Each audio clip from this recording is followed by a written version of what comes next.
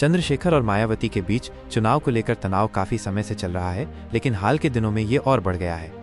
दोनों ही नेता दलित राजनीति के बड़े चेहरे हैं और बहुजन समाज के वोटों पर अपनी पकड़ बनाना चाहते हैं। इस तनाव के कई प्रमुख कारण हैं। 1. दलित वोटों पर दावेदारी। दोनों नेता खुद को बाबा साहेब भीमराव अंबेडकर और कांशीराम के मिशन का असली उत्तराधिकारी मानते हैं। मायावती लंबे समय से बसपा के जरिए इस मिशन को आगे बढ़ा रही हैं, जबकि चंद्रशेखर आजाद अपनी आजाद समाज पार्टी और भीम आर्मी के माध्यम से युवाओं और दलित समुदाय के बीच एक नया विकल्प बनकर उभरे हैं। चंद्रशेखर की नगीना से जीत ने उनकी ताकत को और बढ़ा दिया है, जिससे मायावती के लिए चुनौती खड़ी हो गई है। 2.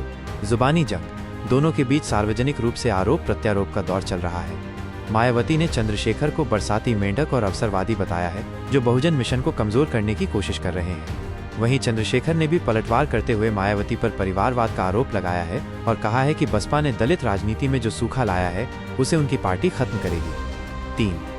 राजनीतिक रणनीति में अंतर। मायावती ने उपचुनावों से दूरी बनाई हुई है और सोशल इंजीनियरिंग पर जोर देती है, जिसके तहत वे दलितों के साथ साथ अन्य समुदायों को भी साथ लाने की कोशिश करती है। दूसरी ओर चंद्रशेखर आक्रामक रूप से दलितों, पिछड़ों और अल्पसंख्यकों के मुद्दों को उठाते हैं और हर चुनाव में अपनी पार्टी को उतारने की घोषणा कर चुके हैं, जिसमें पंचायत चुनाव भी शामिल है। उनकी ये रणनीति बसपा के पारंपरिक वोट बैंक में सेंध लगा रही है। 4. बिहार और यूपी चुनाव।